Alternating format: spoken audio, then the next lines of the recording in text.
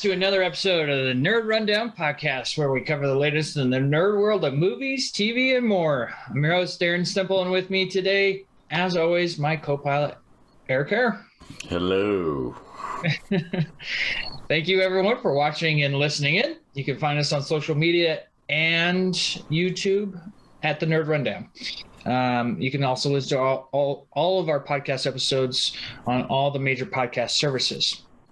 We have a fantastic show for you, as always, where we'll cover the latest on the rundown, and then we'll talk about the best and worst remakes in Hollywood of all time, or at least in all time for us. For us, our all time, definitely, yes. Which is the definitive list in Hollywood. Really, yes, they're gonna go off of that. So, looking forward to that. We've got a great nerd question at the end of the show to cap it off. So with that being said, let's start off on the Nerd Rundown.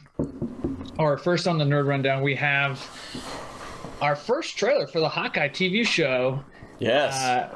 Kind of came out of nowhere. Wasn't really expecting it.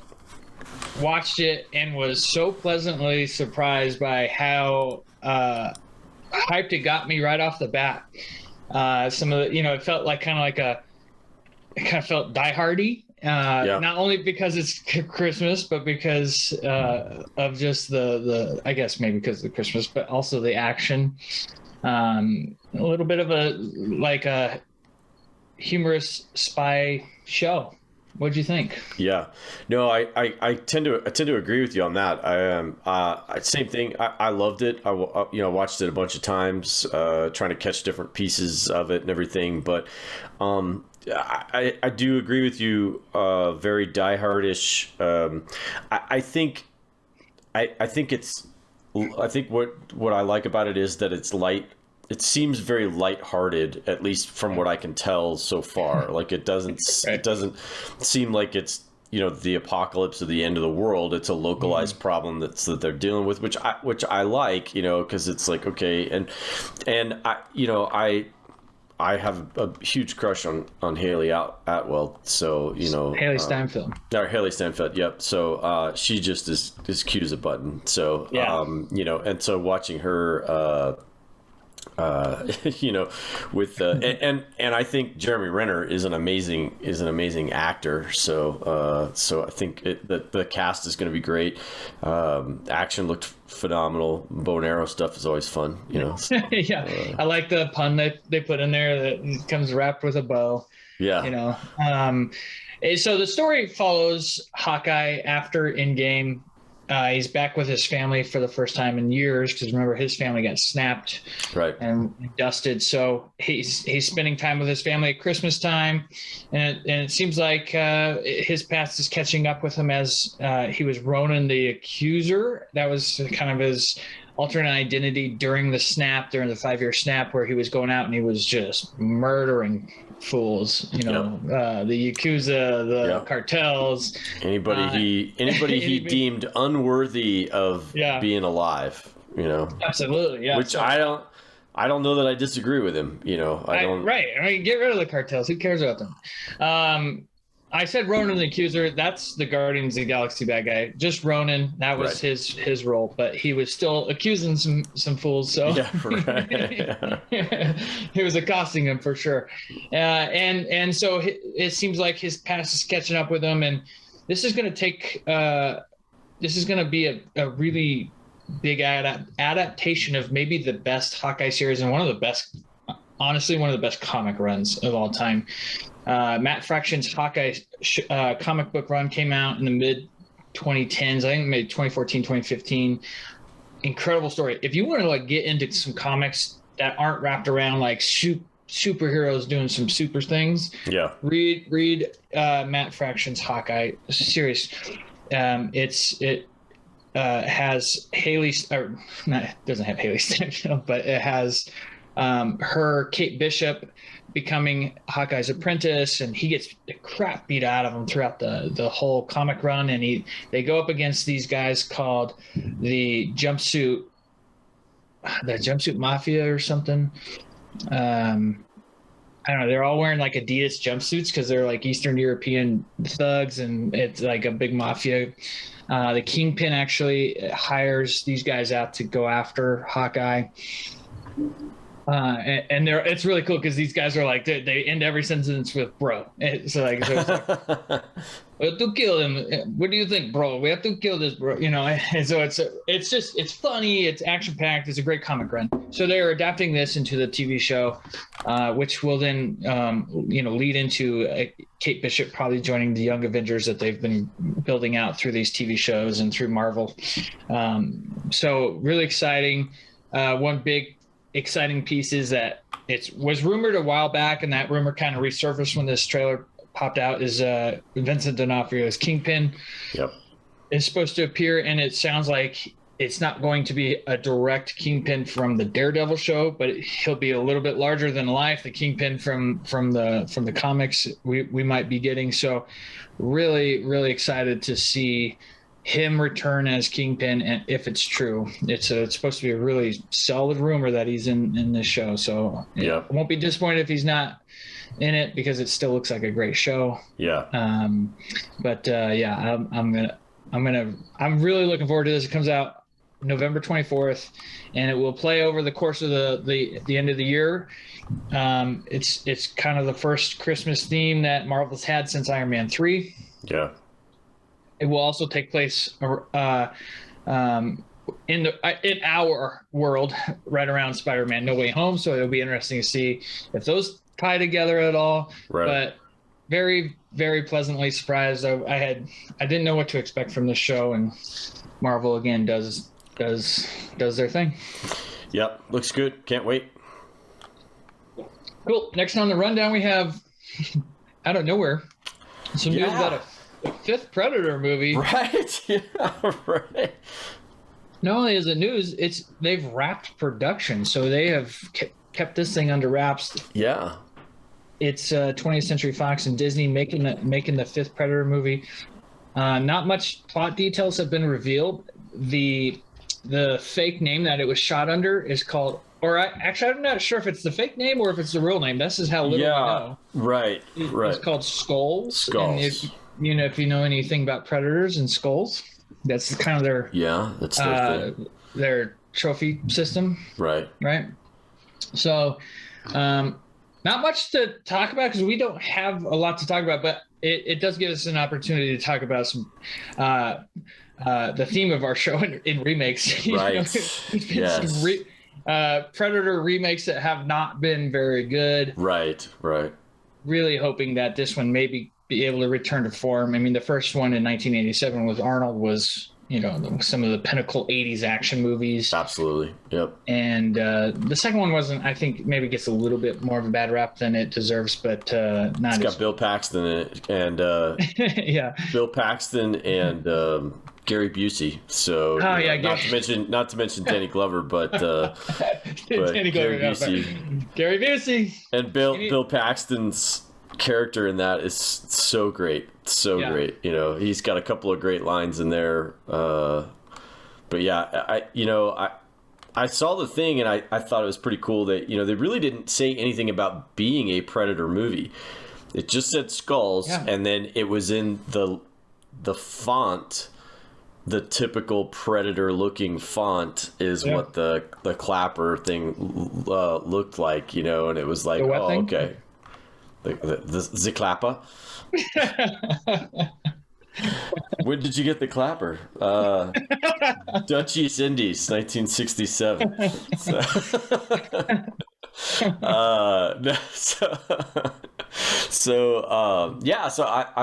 I'm looking forward to it. What the rumor I have heard on this, and completely just rumor, is that this is taking place during the Civil War time period.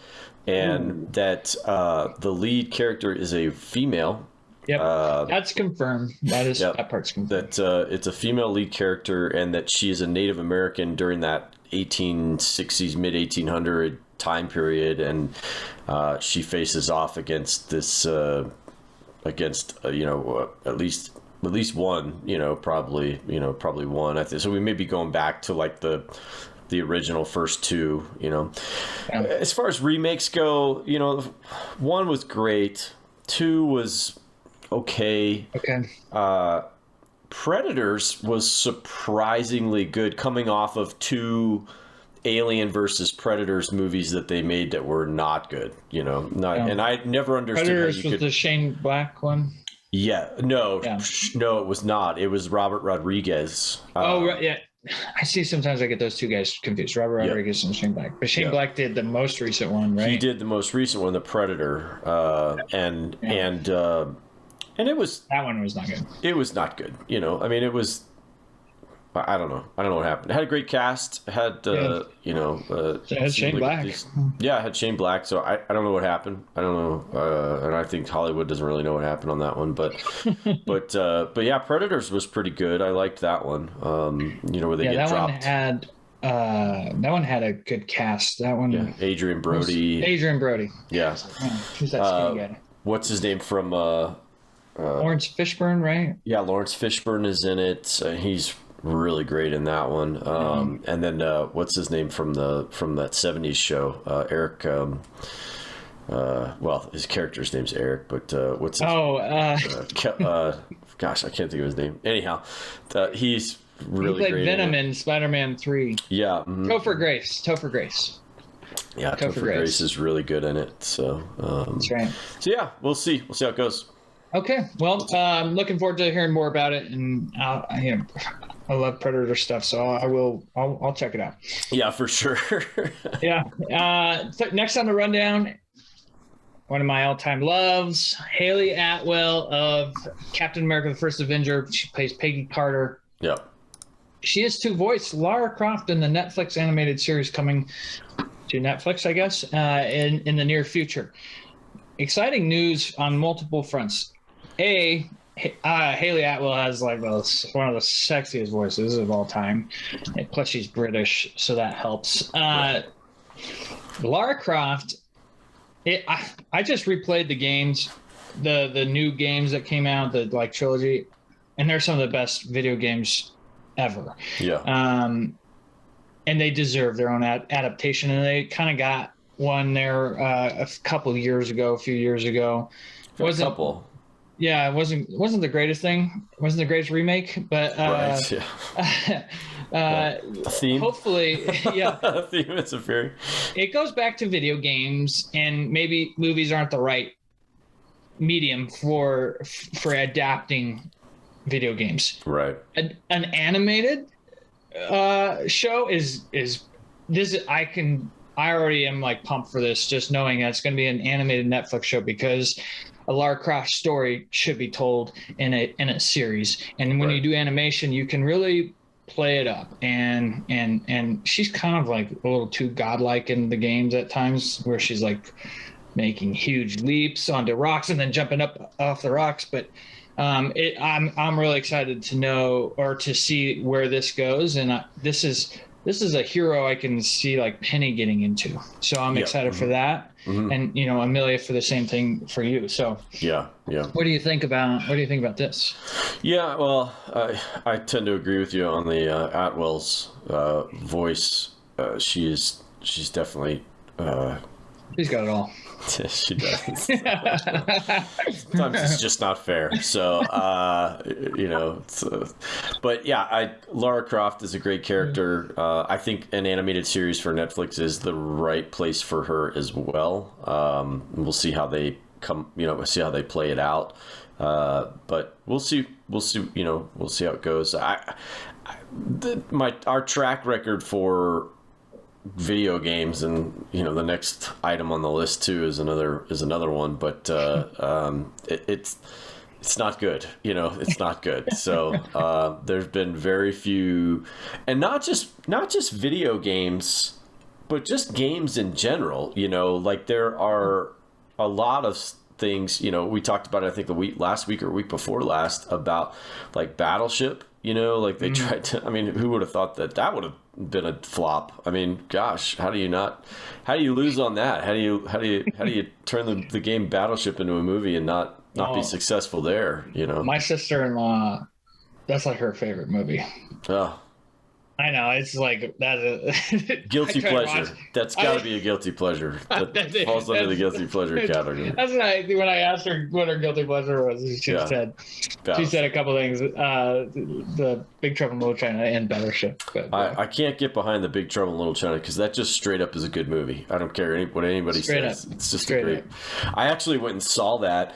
I was doing some work down in Dallas, and they have one of the theaters down there does late night they'll show old movies and stuff, and so I went and saw Big Trouble in Little China. I saw Gremlins down there. I've seen some really great stuff, but so we'll see. I don't know. Like, I think the only game I can think of that was really good that came out was the movie Clue from like the 1980s. You know, that was really the only video game movie. I mean, we've talked about this. It's just, again, it's hard to tell a 2-hour story when you have a 20-hour video game. You know, it's just it's impossible. And you know, there's been a couple like okay ones, you know, but nothing that's blown our socks off. We're waiting on Uncharted. Hopefully Uncharted is with Tom Holland. You know, anything with Tom Holland we'll watch. So we're looking forward to it. But it does. I do think they've picked the right medium for it. Animated show on Netflix. Looking forward to it. Yeah. We'll talk more about it as we get more details. Yep. Next on the rundown, Anthony Mackie's to lead the movie adaptation of the Twisted Metal video game series. So this is actually pretty exciting. This good old PlayStation, one of the original like big games from the PlayStation series. Did you play Twisted Metal? I did. Yeah, there were many nights where I was don't drink and drive, kids. Let's just say that, and playing Twisted Metal. So yeah. Mm-hmm. Oh yeah, I loved going to Paris. What's the character's name? He had the little white car. He could like jump on top of the buildings. Yeah. And he'd shoot lightning down. I was never really a big Sweet Tooth fan. He felt like he was always really slow. But anyway, I liked going to Paris and jumping up into the Eiffel Tower, and I was pretty good at that level. But Anthony Mackie is going to be the lead. I'm going to talk about the story details or the what we've got out of this so far. So Variety reports that the Falcon and Winter Soldier star Anthony Mackie will play John Doe, a motor mouth outsider who is offered a chance at a better life, but only if he can successfully deliver a mysterious package across a post-apocalyptic wasteland. With the help of a trigger-happy car thief, he'll face savage marauders driving vehicles of destruction and other dangers of the open road, including a deranged clown who drives an all-too-familiar ice cream truck, whom fans of the game will know as Sweet Tooth. Yes. What's exciting about this project is it's an action comedy one, but it's based on an idea by Deadpool writers Rhett Reese and Paul Wernick. So Will Arnett and Mark Foreman are executive producing through their company Electric Avenue. So Arnett could be playing Sweet Tooth, which I think is freaking amazing. So there's a lot of talent involved in this, and I think that with that much talent, it could still go very, very wrong. But all the right kind of people are part of it. You know, Anthony Mackie never shuts up, that's a quote from Tom Holland. Yeah. You know, they have a really funny online feud. If you ever want to go down a real fun YouTube hole, go down Anthony Mackie roasting Tom Holland or vice versa, and it's really, really a good YouTube hole. But you know, he was like, what do you not like about Anthony Mackie? He's like, the dude never shuts up. And you could just imagine little Tom Holland saying that. Is really funny. Anyway, so you got Anthony Mackie in the lead role. Will Arnett, who's got one of the best voices in the game. For sure. Or in the world, I should say. Yeah. So looking forward to it. What do you think? No, but we'll see. So I don't know. I'm not holding out for hope on this one, but you know what? I'll be if I'm pleasantly surprised, I'll be thrilled, because I love Anthony Mackie, I love Will Arnett. So you know, if those two guys are attached to it, hopefully they're doing it. You know, it sounds a little Mad Max-ish, you know, but maybe if they just don't take if they don't take themselves too seriously, you know, then I think it'll be fun. I'm sure it'll be a fun movie. So I mean, everything in this rundown is a remake of something, right? Yeah, right. And so that's the theme of the show. We got remakes across the board. It has a chance to make our best list, or it has a chance to make our worst list. Right, Could go either way. So yeah. So we'll see what happens. But next on the rundown, some exciting news in Eric's world. The Mandalorian director Bryce Dallas Howard, who also is a famous actress as well from the Jurassic World movies. Correct. Screwed that up last week, I think. Lady in the Water. Lady in the Water. Bryce Dallas Howard to helm female-led Flight of the Navigator reboot. So really cult classic. It's going to become a cult classic movie in recent time. It didn't take off in the 80s like they hoped it would, but story of a kid who gets abducted by a UFO, and he comes back sometime. I forget how much it is, 5 years or something. Yeah, years. It's like it's like 10 years later, 8 years later, something like that. He comes back as this exact same age. He's the same age. Yep. So I know I've seen it. I don't remember it very well, but why don't you tell us a bit about why you're excited about it?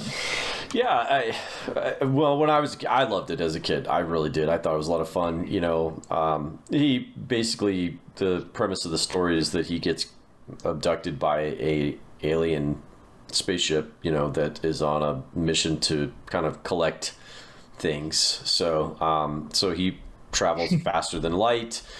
So the journey for him is instantaneous. He doesn't know anything. And then when he's returned, it's several years later, you know, and his little brother is now his big brother. And it just is, you know, it's just this crazy adventure. And so then it becomes this adventure to see if they can return him back to his original time, you know, and all that. So it was fun. You know, it was a fun movie. I loved it. Like I said, I loved it as a kid. I thought it was great. So you know, Bryce Dallas Howard, who comes from good stock as far as movie making folks, you know, her dad is Ron Howard. So you know, she's the episodes she directed of Mandalorian were really great. Yeah, I think she's done 2 episodes, I think. Yeah, and they're both very, very good. Yeah. Yep. So, and then watching, you know, her as an actress, she's been really, really great. She was in, I think she was in The Village, and then Lady in the Water, and then also, you know, the Jurassic World stuff. She's been really fantastic in. So, she was Gwen Stacy in Spider-Man 3. That's right. Yep, she was. So yeah, I think it's a good role there. Yeah, right. I think it's in good hands with her at the helm. So hopefully it'd be a good reboot. You know, reboot the series. I think coming on the heels of last week's announcement, but the Rocketeer getting restarted. These are all fun stories that you can tell, adventures for kids that are you know, safe, I guess, or you know, is the word we're looking for. You know, I mean, we've got a 7-year-old and a 5-year-old, so it's stuff I want them to be able to watch and enjoy and have a good time with, and not have to stress about, you know, the stuff that they're going to be learning. So we'll see how it goes. But yeah, agreed. I think it's in good hands. She's done some great work on the Mandalorian show, so I'm really excited about it. Yeah. So that's it for the rundown. Again, big theme throughout the rundown there is a lot of adaptations or remakes of stuff. So looking forward to everything so far, keeping our expectations low, but, you know, still excited, especially for Hawkeye. I really can't wait for that. Quick update on a piece from the rundown last week. Talked about Christopher Nolan possibly moving away from Warner Brothers, and it was made official this week. He's chosen Universal Studios. So his first film in 19 years, almost 20 years of filmmaking with Warner Brothers. He will now be making a movie with Universal Studios. So it'll be interesting to see if, like, you know, he's got a certain look to his movies. Right. Let's see if that will change. Very excited to see. Sounds like he was a bit of a diva. Also, the reason why Universal was the one that was chosen is because they were the ones that gave into his list of demands. Yeah. That could also be a bunch of rumors too, but yeah, I think that. Yeah, I mean, and maybe so, but you know what? With the level of success that he's had, why not? Yeah, you know, I mean. Yeah, it's just one of those things. It's not like he requested all yellow M&Ms, you know? Right, yeah, maybe. So me and Soot had to go into the sweet shop into town. Yeah. I had to beat him to death with his own shoe. Yeah, so... That's the second time that we reference that? Is that all? Yeah, is that 2 Wayne's World references? We'll see. At least. Or Austin Powers. Anyway, now on to our special segment. Very excited to hear Eric's list on this, but what we're going to talk about, as we said, big theme today, remakes. Yeah. Listen, you could probably do a worst list of CBS TV shows that are remakes of old shows. Magnum PI, Minority Report. I mean, there's a whole list of CBS shows for old people that they're remaking, and it's just like, I'm not going to even touch those. Right. What we did is we put together a list of 5 best remakes that we think are in Hollywood, whether mine actually are all movies. But yeah, mine too. I considered doing, I did consider doing television shows because there's a couple that they've done that I've been like, well, okay, you know. Yeah. So, but I kept mine only to movies. So yeah. And so what we'll do is we'll go through. Let's do our worst ones first. Okay, sure. And then we will go through our best ones. And on a positive note. I have one that's could be on both lists. So, in-betweener? Yes, it's an in-betweener. Okay. In that there were multiple remakes of the movie. So. Okay. Why don't we do this? I'll go with my worst list. Yeah, okay. And then we'll go through your worst list, and then it'll be a good segue to your best list, and we'll end on my best list. Sounds great. All right, cool. Yep. All right, so these are also not ranked. I didn't really know how to rank them because, like, how do you rank a worst list? But here's my worst list, okay? Conan the Barbarian remade. Arnold Schwarzenegger was the original Conan the Barbarian, and Jason Momoa, one of our favorite actors in Hollywood, was Conan the Barbarian, and it was a freaking terrible remake. Yep. I don't even think I finished that movie. I think I was watching it on like HBO or something, and just I was like, I can't do it. So I put that on there because the original Conan the Barbarian is freaking amazing. Absolutely.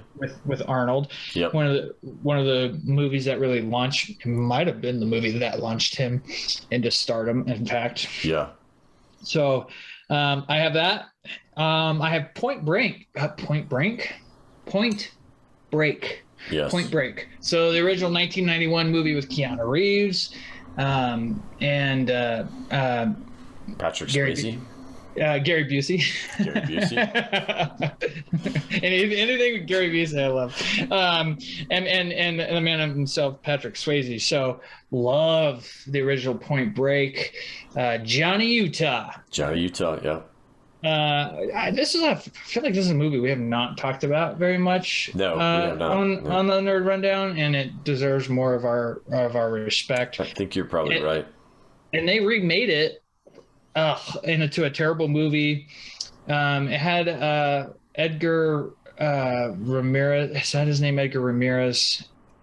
It just was not good. I also started that and did not finish it. Yeah, same. You're just not going to be able to catch that Keanu Patrick Swayze magic. Right. With they were like Patrick Swayze like in the prime of his career, and man, he was charismatic as hell in that lead villain role. Yeah. The Dead Presidents. Also a movie that featured the Red Hot Chili Peppers. Yes. Yeah. Can't go wrong with that. Not a lot of people know that. Yeah. And then I have the Ghostbusters remake on my list for worst remakes. Okay. The all-female led Ghostbusters. And listen, this is not a sexist take at all. This is not a misogynistic take. This is just a true take. And I know I'm not in the minority on this. I know I'm in the majority that this was a terrible, terrible movie. Yeah. And when you have such a beloved property like Ghostbusters that you're remaking and you put out that crap, it's such an insult to the original material that, I don't know, it just felt like they were like, hey, we have a Ghostbusters idea. Right. Let's do this and hurry up and make it, and it doesn't matter. People will love it because it's Ghostbusters. It's Ghostbusters, yeah. So, nope, not good. You know, so much talent involved in it. Probably the best part about the movie is Chris Hemsworth, actually, which is funny. Saying, well, how do you go wrong with that cast? Yeah, that's exactly. The thing is, like, I looked at that cast and I was like, how could this movie be this bad? Kristen Wiig, Melissa McCarthy. Yeah. What's the girl from Saturday Night Live?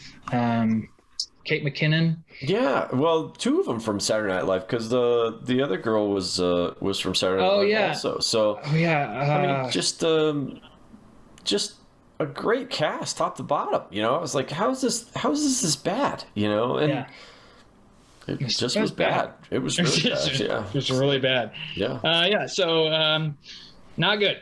And again, hopefully they're redeeming the Ghostbusters franchise with the upcoming Paul Rudd-led movies. So we'll see. Yeah. Next on my list is the Mummy remake. And the original Mummy with Brendan Fraser was it's one of those movies that you could probably put it in a guilty pleasure category, but I think it's a little bit better than guilty pleasure. I think it's better. Yeah, it's not a cheese. It's not a cheese movie, you know. I mean, it's not. It's got some cheese to it. Yes, but you put it in the action adventure category, and it stands the test of time with other action adventures. It is not a. It's not an Indiana Jones. You know, it's not a Raiders of the Lost Ark. You know, like Raiders of the Lost Ark is kind of a serious movie that has funny bits in it from time to time. So it doesn't take itself quite as seriously as that movie does. But it's still a serious, like it's a serious movie, you know. Yeah. And great point. So this is actually the one that's on my list that I think could be on both lists. And the Mummy remake. The Mummy remake, the Mummy series. I should just say the Mummy series, because the Mummy series doesn't start with Brendan Fraser's. Right. It actually starts with the Mummy from way back, you know, and which was not a good movie. You know, it was not a very good movie. No. And so Brendan Fraser's is the remake of it. And it's spectacular. And then both of them, really. The first, there's 1 and 2, yeah. Right, yeah. Both of them are really, really great. And then Tom Cruise takes it all back, and we're back to crap again. You know. Well, so what that movie, what the Tom Cruise remake was supposed to be it was supposed to launch the Monsterverse. The Monsterverse, and so. You know, with Marvel's cinematic universe, every studio was like, what can we make a cinematic universe out of? Right. Let's make it out of this. Yeah. So it was supposed to launch. It had a really great premise for a cinematic universe. You know, it had the Mummy. It had Dr. Jekyll, Mr. Hyde. I think that was supposed to be Russell Crowe. Javier Bardem was supposed to be Dracula, I think. Right. There was another one in that the Invisible Man, I think, was in there. And so, or that was supposed to be Johnny Depp. Yeah, Johnny Depp was supposed to be Invisible Man. She had like these huge stars. Like they put it on the cover of Vanity Fair. Like here's the MonsterVerse, blah blah blah. And then the Mummy ended up sucking because the studio came in and was like, "This is our idea. We're making this movie how we want to make it." And it's just stupid. So and as usual, it bombs. And as usual, it bombs. And the MonsterVerse was dead on arrival, DOA. So I totally get why you're putting that as an in-betweener, and I thought about even bringing that up because I forget that the Mummy is a remake of an old Mummy movie. Yeah. And when I was doing some research for this, I read that. I was like, oh, that's right. I was like, I can't do it, but I like that you're doing an in-betweener there. Because Brendan Fraser is like he's so charismatic in that first movie. Rachel Weisz is so good. Yeah. It launched a spinoff with The Rock, which was not good, but no, it's not. So check out the Brendan Fraser Mummy movies. Not the Tom Cruise. We love them. We love them here at the Nerd Rundown. Yep. Yes, absolutely. And then my last worst movie is the Total Recall remake. Okay. With Colin Farrell. Yeah. I mean, Total Recall, you're just not going to be able to do that again. That was such a lightning in a bottle movie, I think. Yeah. Arnold Schwarzenegger, Sharon Stone, Michael Ironside. Oh man, so much goodness. Certain side character in that movie just will live on in infamy. Yeah. Baby, you make me wish I had 3 hands. That's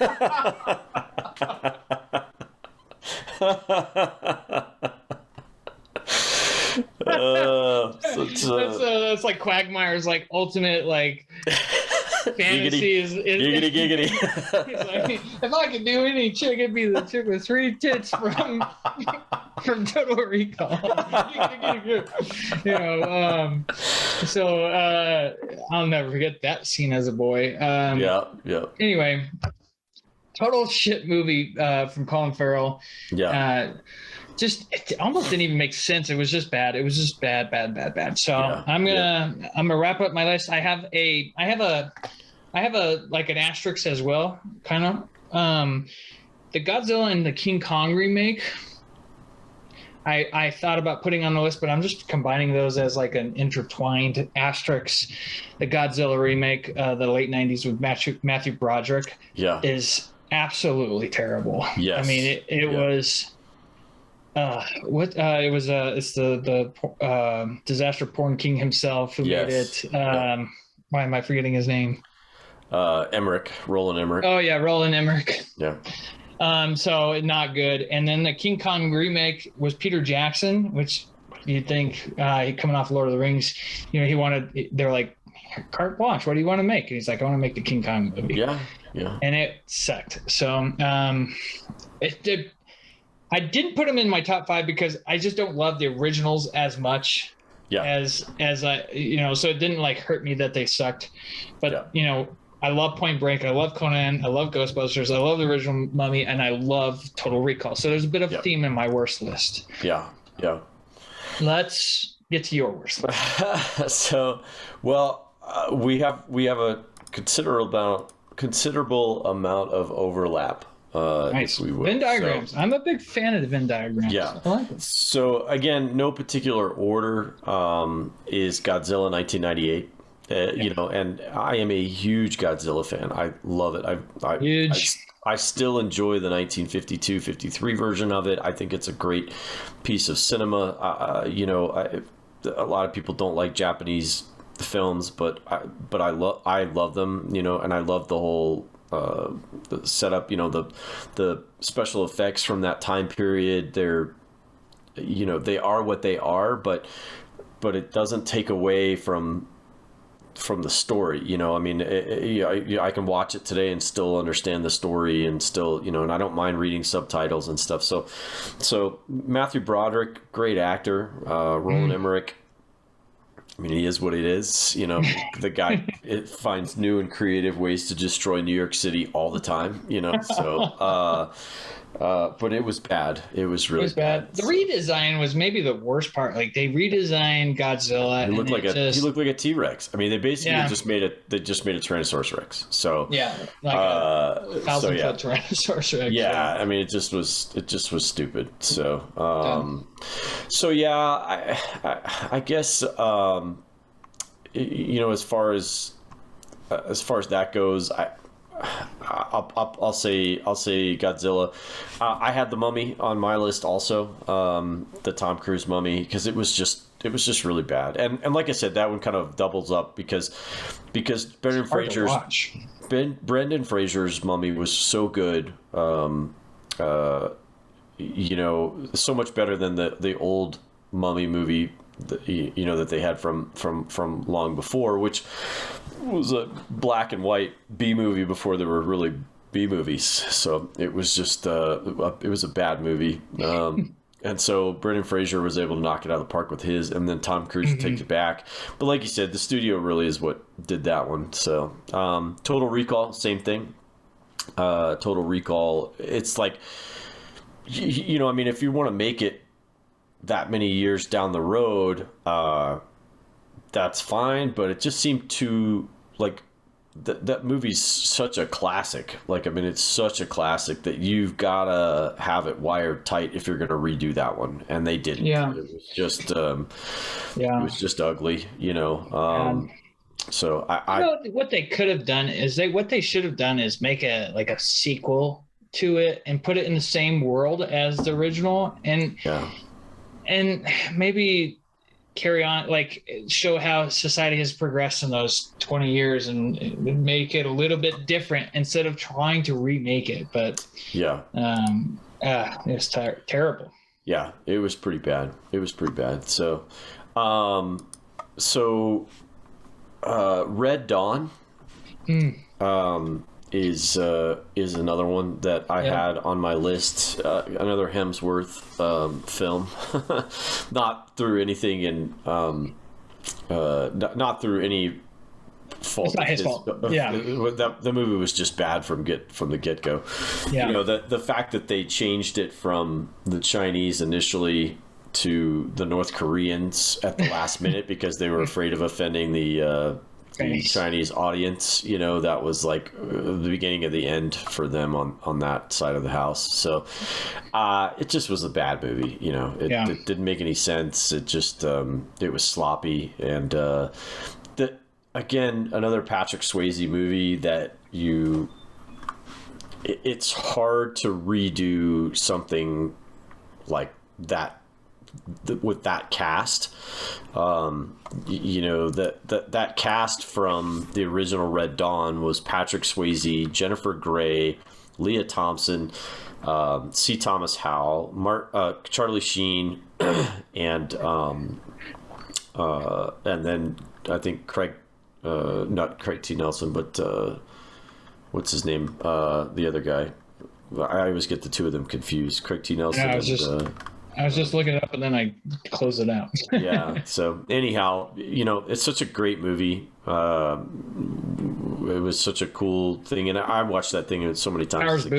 Powers Booth. Yep. I always get him and Craig T. Nelson confused. So. Brad Savage. Really have the bald head. You know. Yeah. So yeah, it just was bad, and to destroy, like, I wouldn't even say it really destroyed the reputation of the original, because it's just embarrassing after that. Yeah, it really was. Feel like embarrassed for them. I think it was one of those movies I didn't finish. And yeah. So I can't wait till they remake Roadhouse, though. Right. They better not remake Roadhouse. Yeah, I better not. Yeah. It's you can't replace Patrick Swayze or what's his name? My wife's favorite. The guy's got my wife's favorite voice. Sam Elliott. Sam Elliott, yeah. Yeah, you can't replace that mustache. Yeah. So last on my list, although I do like your Point Break, that one is another remake that we just didn't. It was terrible. The last one I have on my list is actually a TV show animation that they made into a movie.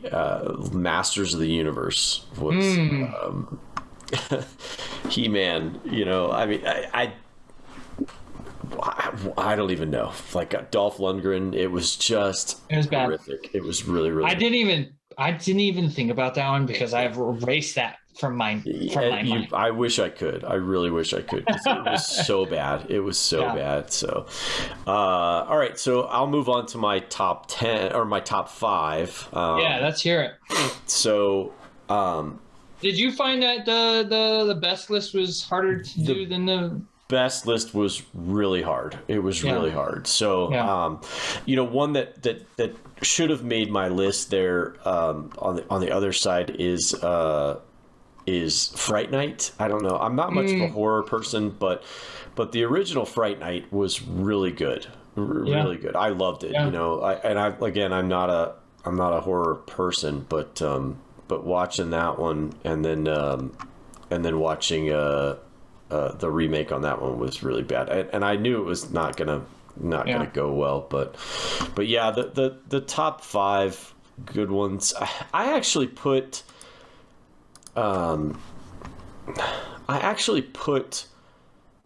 the Peter Jackson King Kong in my top 5 of better. Okay. And the only reason why I did was because you're wrong, but go ahead. Fair enough. Fair enough.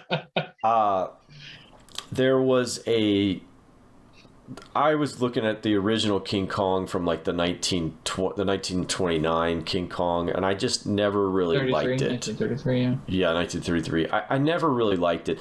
I liked the 1970s. I think it was late 70s or early 80s one.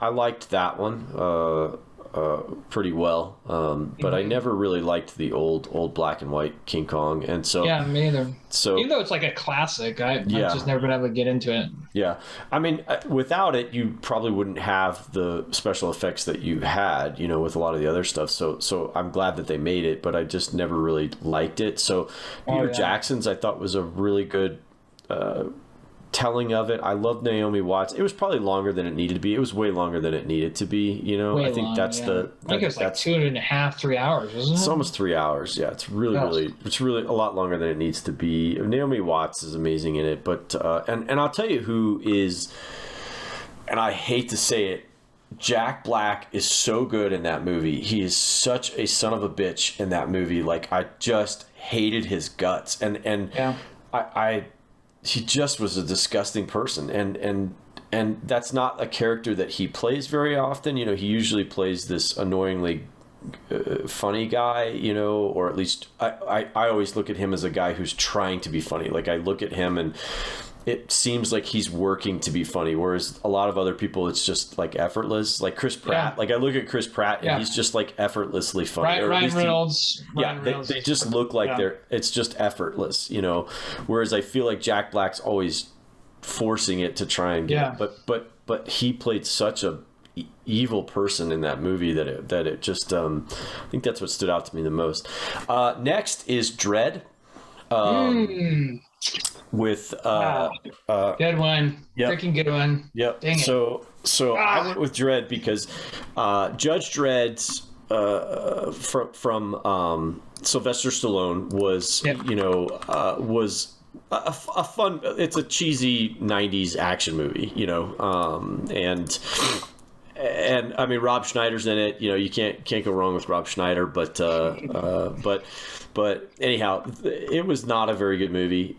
And then when they did, Carl Urban did with Lena Headey as the villain in that one. They Cersei did that from Game of Thrones. Cersei from Game of Thrones. When they came out and did that one, I was like blown away. Like, I loved it. I thought it was awesome. You know, it was dark. It was bloody. It was so good. And he never took the mask off.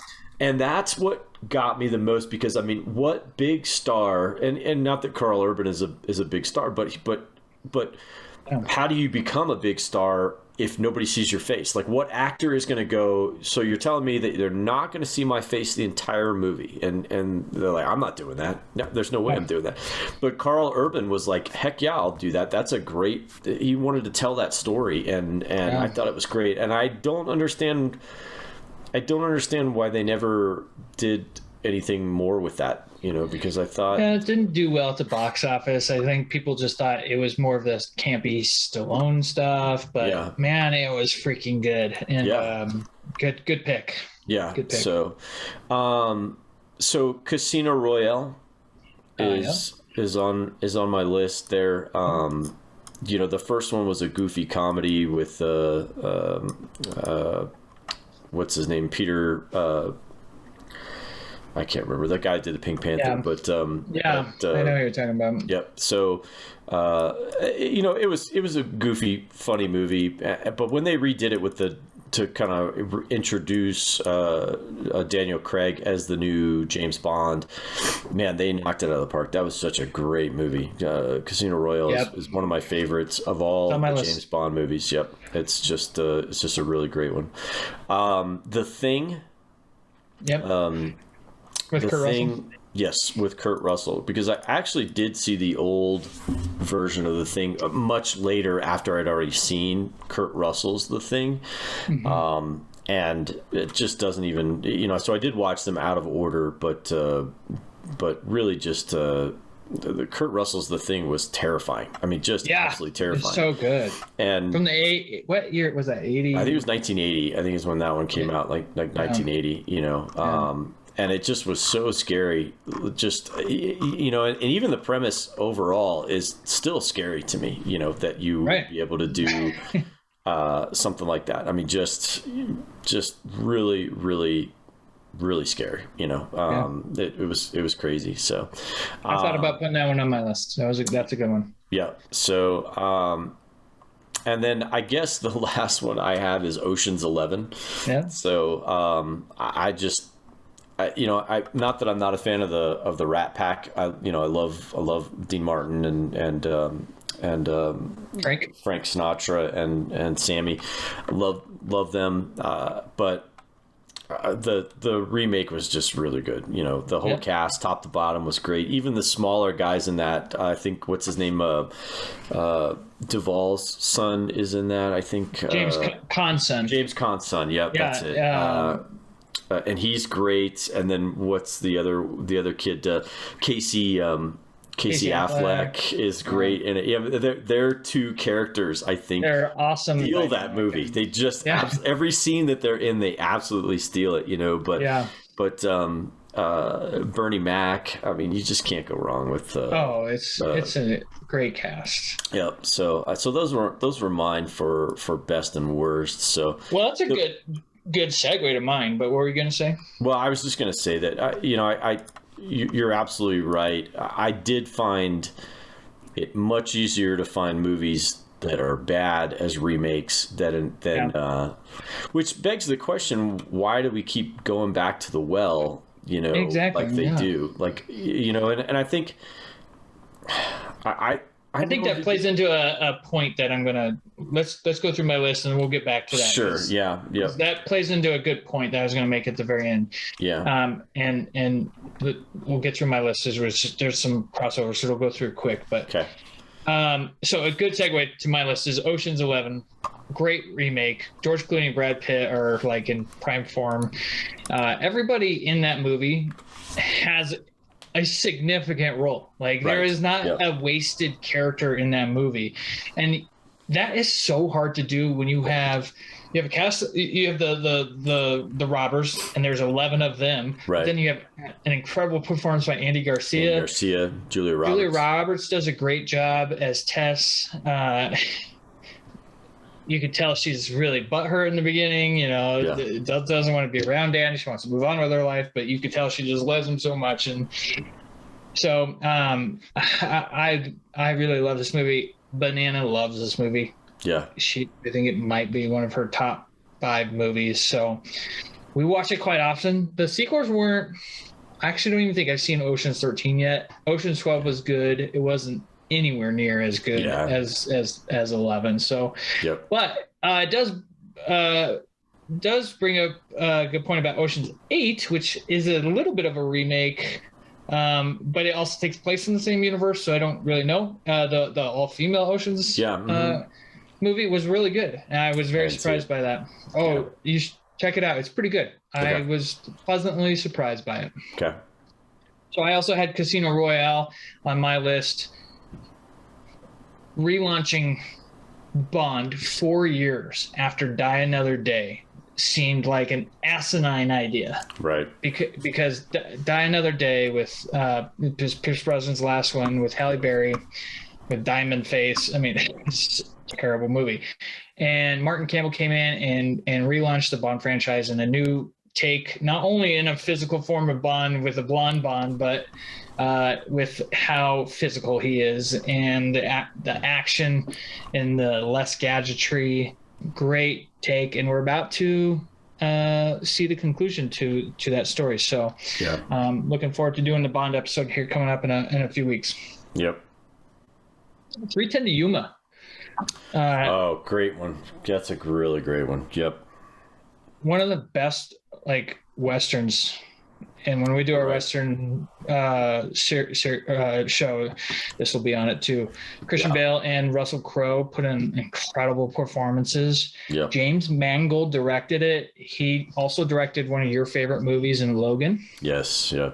He's one of the more underrated directors in Hollywood right now, and anything he's doing, I'm watching because he's an incredible director, and this is such he got you to movie. He actually how good he is he got you to like Wolverine for at least one movie. So that's saying something. So that's quite the accomplishment, actually. Yeah. Drag Darren kicking and screaming across the finish line there. So God damn it, Logan is a good movie. Oh, man. Yeah, great job, James Mangold. So he puts out some quality stuff. And again, Christian Bale and Russell Crowe in the same movie. Are you kidding me? Yep. Yes, please. Yep.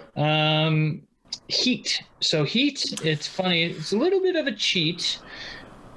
It's a remake of what's a director's name? Michael Mann. Thank you, Michael Mann. So Michael Mann made a TV movie called L.A. Takedown in 1989. Okay. And he remade this movie, or remade that movie for a big budget movie. Got it. Into Heat. And when you get a bigger budget, of course you're going to put out a better.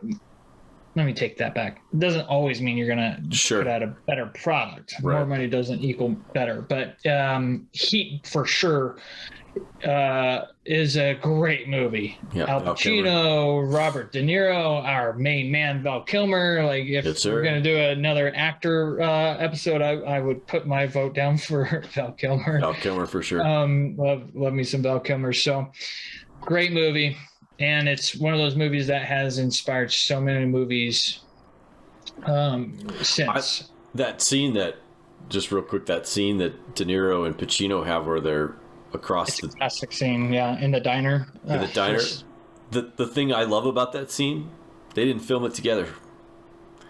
They weren't. Neither one of them were together in that. They filmed it across from they filmed one side and then they filmed the other side. They were not in the same. They were not at the table together. Yeah. Pretty crazy. Awesome. Yeah. If you ever want to watch a good recreation of the scene, watch Tom Hiddleston do the recreation of both Al Pacino and Robert De Niro in his impersonation. He's a great impressionist. Impressionist, yeah. On my favorite show, The Graham Norton Show. So check that out. Have to check it out. And then last on my best list is actually The Longest Yard. Adam Sandler making my list. I saw that and I was like, oh man, that's a great pick. Yep. I wasn't a fan of the original one, so going into this one, I was like, I'm a fan of Adam Sandler. I'm gonna see what it's, and I freaking love this movie. It is so funny. I still quote this movie to this day. Yeah, Brucey time. So, I love little Michael.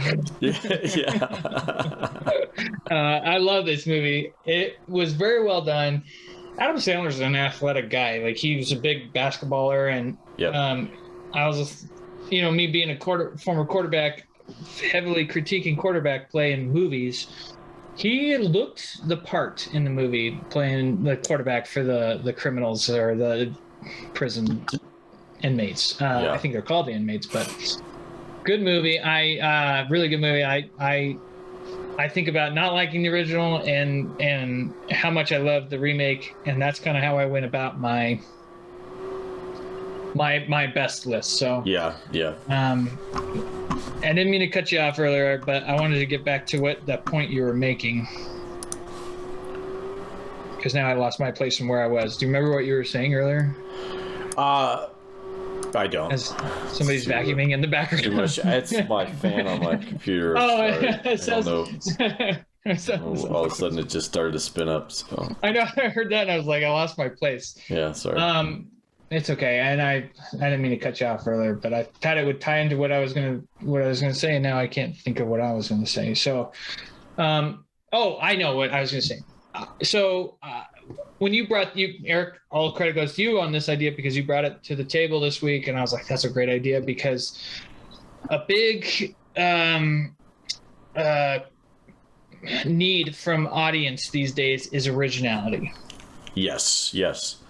And it just feels like Hollywood is just going back to the well, and we feel like it's eventually going to lead to a remake of Back to the Future. And if that does, I will burn Hollywood to the ground. Right.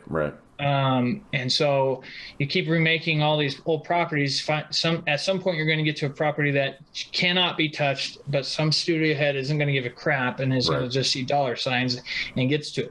And when you go to make these lists, and it's 3 times as easy to make a worst list than a best list. Yeah. That should be telling you something, Hollywood. So we want some originality. Now there's always going to be a place for remakes, or there's always going to be a place for adaptations of books or of comics. There's places for that. But when you start remaking stuff like Point Break, why? There's no need to remake Point Break. Right. You know? Right. Why? So I fear the day that some studio is going to be like, let's go back. We got our perfect Marty here. Let's go remake Back to the Future. And it's just not going to, they'll never, ever. I don't care. It could be good, and I will probably still just boycott it to death. So yeah. I think, you look at, I've said this before on the show, and kind of go back to our rundown, with Christopher Nolan. Good or bad, not everything that he does is good. I'm a big fanboy of his, and I do enjoy just about everything that he's made. You're going to get an original story for him for the most part. I mean, he has done a couple of historical. Now he's going to do a couple of historicals. He did Dunkirk, which is not an original story, but it is, and then it's not been told in Hollywood. Right. Now he's going to do one on Oppenheimer. So that'll be, interesting. So, he remade Insomnia. He did. Yep. Insomnia is a remake. And it's I'm not a big fan of that movie. I think I slept through most of it, which is ironic, but even a movie just because it's an adaptation or retelling of the story like Dunkirk, that doesn't mean it's not original material. He'll give you original material for sure. And same thing with like M. Night Shyamalan. Like I mean, a lot of his stuff flops. It really doesn't. But you know what? At least it's an original story. He's not he's not rehashing something. He's not one that we missed off here, and I was thinking about it earlier because we were talking about TV stuff that they've done. Like the Dukes of Hazzard movie was just horrific. And that's like that's a franchise that you just can't touch, and it just is. And Starsky and Hutch remake was terrible. Starsky and Hutch was bad. It just is. So I don't know. I wish they would go away from it, and but we'll see. Give us original content. Yeah, for sure. Let's move to the nerd box. We got a really good question from a fan who I feel like she's becoming more of a nerd day by day. Right. Episode by, I think we're turning her more into a nerd. We're making her more nerdy. Yeah. Meg Bradbury, welcome back on the show, Meg. You sent in a question with some undertones that I just I'm gonna have to text you about. She says, do you guys think you'd be as jazzed about all things Star Wars as you are if you hadn't been introduced to that universe when you were kids? watching the movies now for the first time as an adult, I had a hard time getting into it. I don't know why she put that in quotations, but I'm just quoting. Until The Force Awakens. That one had me absolutely hooked. And I'm all in now. Ugh. But the first like 6, she says, felt like they were written by and for 12-year-old boys. Okay. So I think this is proof positive that the new movies suck and that they are geared towards a new audience. Yeah. They are not for the Star Wars fans. I think it's just proof positive. So I think it's a good question from Meg that she asks, would we be, if we're getting into Star Wars now for the first time, which just feels weird to even think about my life not having Star Wars in it up until this point. So it's hard to like have some hindsight into that, but again, I think it goes towards the new movies were geared towards a new audience. And if I'm just now getting into it and I think I'm liking Star Wars now because of that, that would feel very, I feel icky saying that. Like, yeah, I don't know. I don't even know how to answer this question because I feel like I'd probably still love the original. Knowing me as a nerd and what I love, I would probably still totally be in the original trilogy for sure. And the prequels I would probably still love, but it might be different. Who knows? What do you think? Yeah, I don't know. You might have a little bit of a perspective of a young boy. I have, yeah. So I have in my possession original copies of the original movies. So unspecialized edition copies that have been handed down through the generations, Laserdisc stuff that have been, they're untouched, they're pure untouched. And I have shown those to my children and they loved them, and hell yeah. And I showed them in the order that I watched them. And because the emotional impact of a certain movie is gone if you start them in chronological order. It's not a big reveal. It doesn't have any emotion to it or anything. Spoiler. Yeah, exactly. If you don't, and I'm not being specific, I'm just saying that you need to watch them in the order they were released, at least, from what I can see, to maximize that emotional impact. So for sure.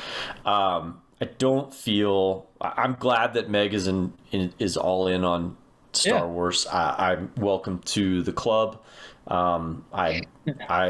For your sake, I hope it only gets better. I really do. And for my sake, I hope it only gets better and she's really enjoying The Mandalorian. Well, and she should, because it's really great TV. Whether or not it's actually in the Star Wars universe or not doesn't really matter. It's great TV. And the fact that it is in the Star Wars universe and that we're getting great stories and we're getting great stuff out of that only makes that better, because I think there are so many that universe, that world has so many great stories in it, has so many great characters in it that there's really zero excuse for coming up short for what could be expected, and they have repeatedly come up short of late. I will just say the trilogy there. I'm glad that she enjoyed it. It's terrible. It's I don't know that it's necessarily written for a 12-year-old, back in 1977. I think it's just storytelling back then was a little bit different. Movie storytelling was a little bit different back then. And so maybe people are more sophisticated now and they can handle a much more complex story. That's debatable too. I don't know. Yeah, right. Exactly. So I don't know. The prequels are not fabulous either. Again, that's what happens when you have a guy and nobody tells him no. And a lot of good bones there. Yeah. So all in all, I'm glad Meg's aboard. I'm hoping for more and more Star Wars. Rogue One. Great story. So good. Yeah. And that's a story nobody was asking. And she loved Rogue One. Yeah. she liked Han Solo, and I'll say this about her and the Mandalorian is the Mandalorian feels original trilogy in the new age. Yes. Yeah. Like there's that bit of magic in the Mandalorian from the original trilogy, and it's made today, like with today's magic. So there's that piece to it that I think is really, really important to note. And then she cringed pretty hard at the Ben Ray kiss at the end of the Rise of Skywalker. So she's at least right on the right track on that too. Yeah, so you should feel weird about the Ben and the Ray relationship. But I'm going to wrap things up, and we'll get on with our days, with our lives, really, because this is podcasting is life, as Danny Rojas would probably say. Eric, great idea on the remakes. I really enjoyed putting that list together, and again, it just brings up a theme that you and I talk about quite a bit. It's like, let these people tell their stories. Right. Give us original content. Yep. And we'll all be better off for it. So stop shoving stupid remakes down our throats, because it usually, as evidence shows, they turn out bad more than they do turn out good. So right. I mean, I will say here, we're a couple of weeks away from a remake that I'm actually really excited to see, because I think it looks just tremendous. The first round of that movie was I don't know, I never watched it, but with Dune getting ready to come out, I'm hoping to be able to add this one to that list of best, of good stuff. So, and I'm not saying don't give us remakes, right? Like, this is clearly looks like it's going to be a superior piece of movie making to the original. And so if you're going to do it, take care of the property. Right. Do right by the original piece, and and do right by it. So again, thank you, buddy. Yeah. Appreciate your input on everything. Yeah, it was great, man. Great job on your list. I think we overlapped on our both of our lists, so we're right there. Yeah, we are. Yeah, for sure. And with that being said, look forward to next week on the Nerd Rundown. We'll see you next week. Yeah. See ya. Bye.